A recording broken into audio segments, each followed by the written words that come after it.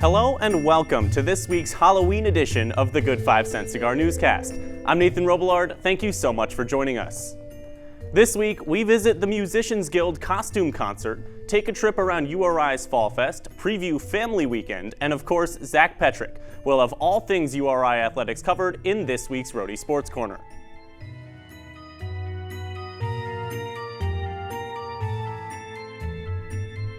First up this week, the Musicians Guild held its costume concert this week, highlighting a trio of local bands. Owen Tierney has more from the Memorial Union.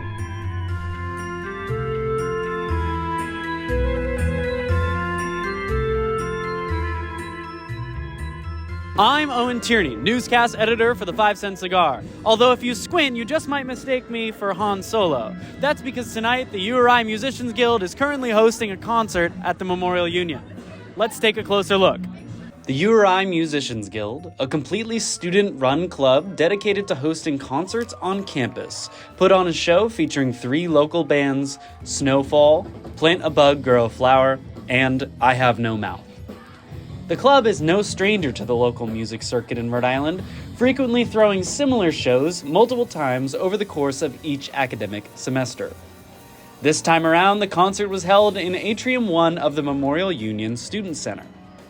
Students danced in costume to music that the club's Instagram refers to collectively as Spooky Screamo. Musicians Guild Club Secretary Julian Turner had this to say about the event. Yeah, it was a good time, good energy, a lot of people, and it was also like our Halloween show, so it was great energy from all the people like in their costumes, and the bands too. The bands were great. It's like we got the three greatest bands in the world, and put them in one show, and it was just like a great time, great energy, and we're planning on doing more shows like this. We do try to go for like a show a month. We got one coming up next month, probably like end of November-ish. And we also have our annual Rock and Swap coming up. So it's going to be a great time. I'm Owen Tierney, reporting for the Good 5 Cent Cigar. Back to you in the studio. Owen also took a trip to the Quad this week, participating in the numerous Halloween theme events offered to students at this year's Fall Fest. Smiles abound today as URI students gathered to celebrate the fall season on the Quad. The annual Fall Fest, hosted by the student-run organization Student Involvement, was underway from 12 to 3 p.m. Students had the opportunity to paint pumpkins, enjoy delicious treats from public safety, and ride a large mechanical pumpkin. Graduate Assistant Juju Al-Amir helps to elaborate. Okay. So Fall Fest is a great time. Really, it's in the name. Fall. So we got a mechanical pumpkin over there. We have a bunch of mini pumpkins. They're called Jack V. Littles from Farmer's Daughter. Oh, that was good. So you decorate pumpkins. We have Eager Eye Slime over there. They have these cute little bagels, stress relievers. We have apple cider donuts in my yard. We have everybody with safe food behind them. What they got? Well, hot dog, grilled cheese, and you can't forget about these spinach butter. Yeah. Don't play. So we're not playing around. This one is a rodeo cowboy ghost. This one's a disco ghost with some cool sunglasses. This one's a pumpkin latte, I think, ghost. And we also have personalized Halloween banners, so you can pick like a spider or a pumpkin for your name on here, whatever you want, hang it up in your room. Well, so yeah, we got a bunch of stuff going on. That just sounds like a whole bunch of fun. Yeah. So it's important because it's a great way for the seniors to get together and enjoy the beautiful weather. It's about 70 degrees today. Wow. Oh, and that's some fall weather. It is. So yeah, it's a great way to kind of get out, relieve some stress from classes, and just hang out with everyone. This is newscast editor Owen Tierney, reporting to you from the URI Quad. Back to you in the studio. Thanks, Owen. Looking ahead, here is what's going on during the upcoming Family Weekend at URI.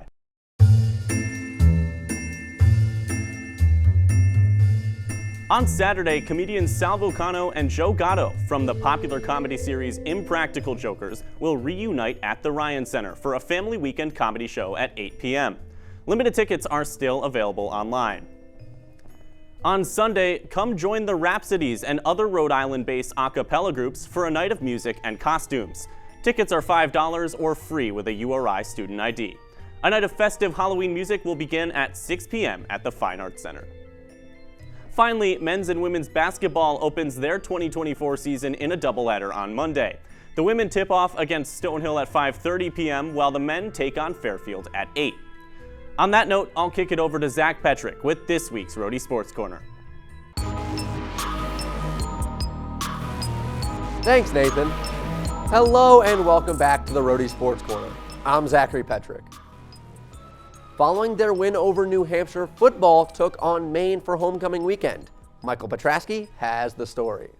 Homecoming weekend, a time for alumni to return to Kingston and reminisce on the past. But for today, they were focused on the future, as the Rams are now one step closer to making the playoffs for the first time since 1985. The Rams beat the Maine Black Bears 24-14 on Saturday to move to 4-0 in CAA play. On the second drive of the game, Montego Moss catches a pass from Carter Peavy and hurdles a URI defender to move the chains.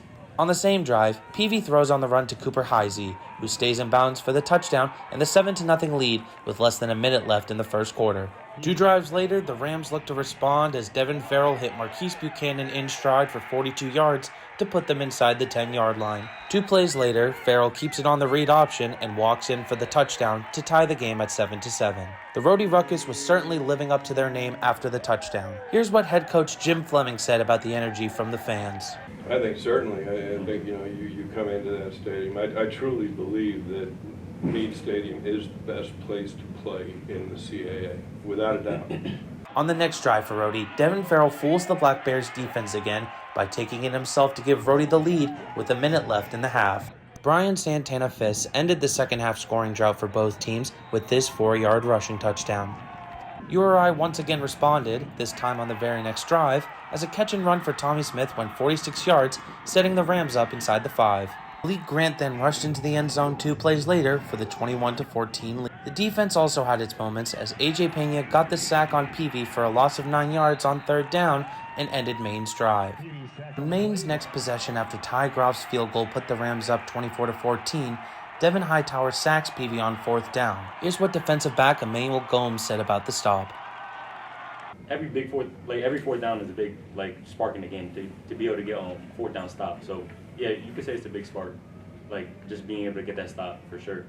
The Rams still remain perfect in FCS play and will look to continue that streak versus Monmouth on Saturday in front of a sold-out family weekend crowd at 1 p.m. From Meade Stadium, I'm Michael Petrasky. Women's soccer had their final home game of the season over the weekend, facing off against Loyola Chicago. Johnny Oxenfeld has more.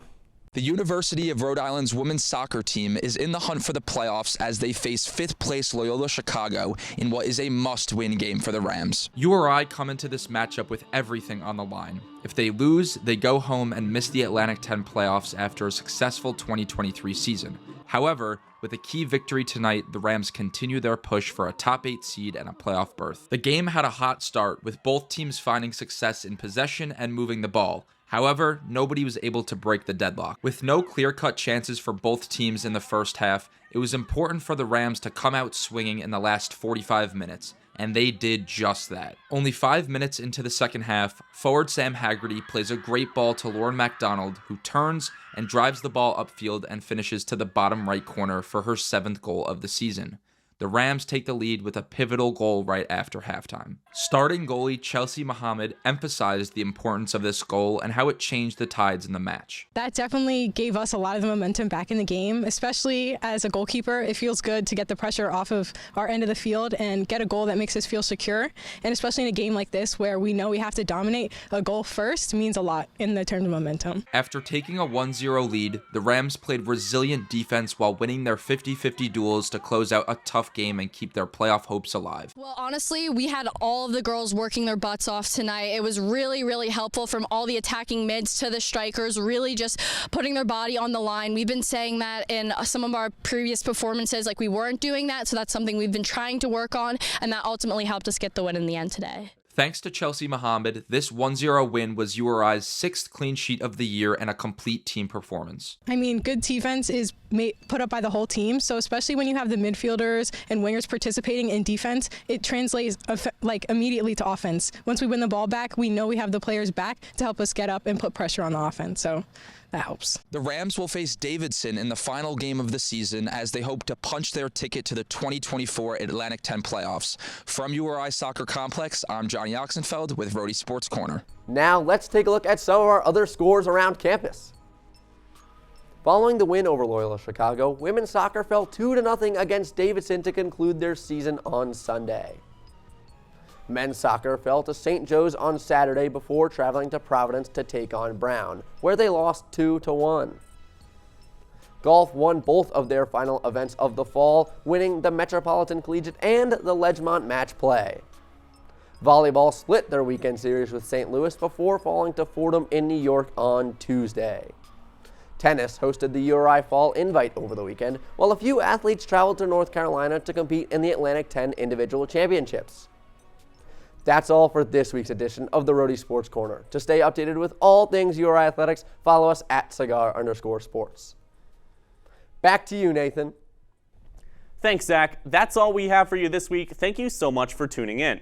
Be sure to follow us here and on Instagram at Rhody Cigar and pick up our print paper anywhere on campus to stay up to date with all your Rhody news. Until next week, I'm your host, Nathan Robillard. This is the Good 5 Cent Cigar Newscast, and as always, have a great week and a very happy Halloween, Rhody.